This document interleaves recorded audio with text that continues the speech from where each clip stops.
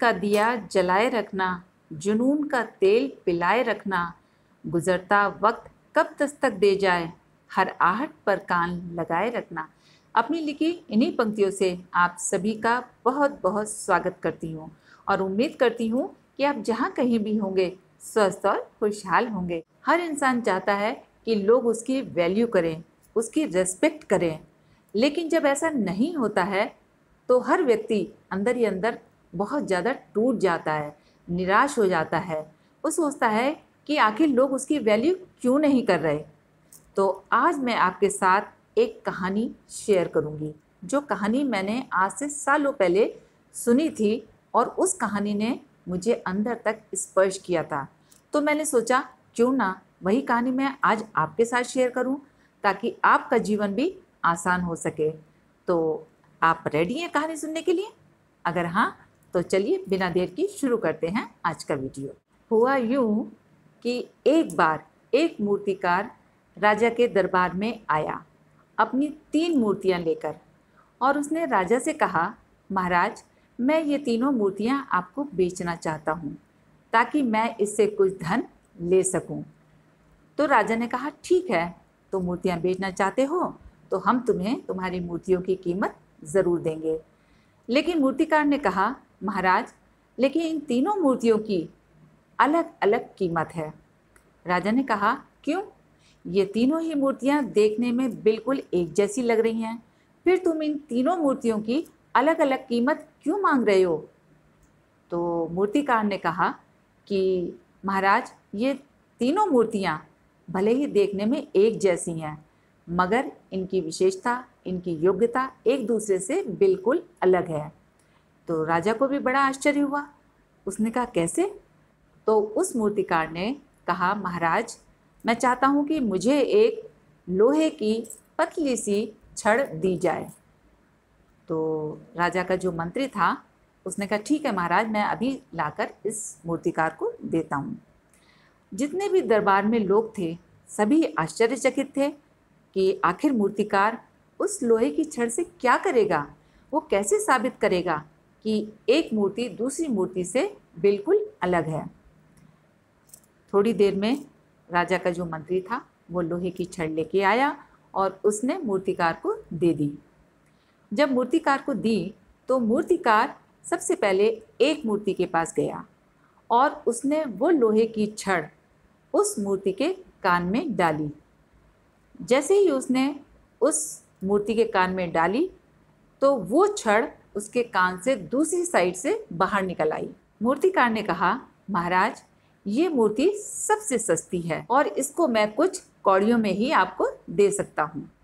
इसके बाद मूर्तिकार दूसरी मूर्ति के पास गया। वहाँ भी जाकर उसने मूर्ति के कान में वही छड़ डाली और वो छड़ उस मूर्ति के मुंह से निकल कर आई।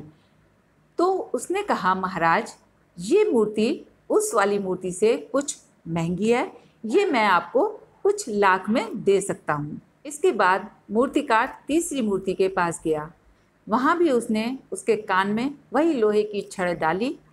इस बार वो लोहे की छड़ ना तो मूर्ति के कान से निकली और ना ही मुंह से निकली, वो सीधे उसके अंदर चली गई। इस पर सभी लोग आश्चर्यचकित हो गए और मूर्तिकार बोला, ये मूर्ति मेरी सबसे महंगी है और इसे मैं करोड़ों में आपको दूंगा।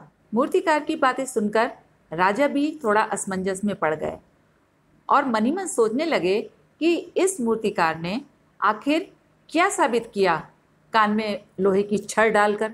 तब महाराज ने उससे कहा कि आखिर अब हमें साफ साफ बताओ कि इसका रहस्य क्या है। इस पर मूर्तिकार ने कहा, महाराज ये 3 मूर्तियाँ 3 तरह के लोगों को रिप्रेजेंट करती हैं। जो ये पहली मूर्ति थी जिसमें छड़ एक कान से घुसकर दूसरे कान से निकल आई, ये उन लोगों को रिप्रेजेंट करती है कि जो अच्छी बातों को एक कान से सुनकर दूसरे कान से निकाल देते हैं, और इस तरह के लोगों की समाज में किसी भी तरह की कोई इज्जत नहीं होती है, यानी कि ये सबसे निकृष्ट कोटि के लोग कहे जाते हैं। इसीलिए इस मूर्ति की कीमत कुछ कौड़ी ही रखी है। अब आती है दूसरी मूर्ति, जिसके कान में मैंने जब छड़ डाली तो वो छड़ उसके मुंह से निकल आई। यानी कि ये दूसरी कैटेगरी के लोग होते हैं जो अच्छी बातों को सुनते हैं और फिर मुंह से निकालकर इधर उधर कहने लगते हैं। तो इस तरह के लोग भी बहुत ज़्यादा अपना प्रभाव नहीं डाल पाते, लेकिन फिर भी इस तरह के लोग अच्छी बातों को सुनकर उसका इधर उधर प्रचार प्रसार करते हैं। इसीलिए मैंने इस मूर्ति की कीमत कुछ लाखों में रखी है।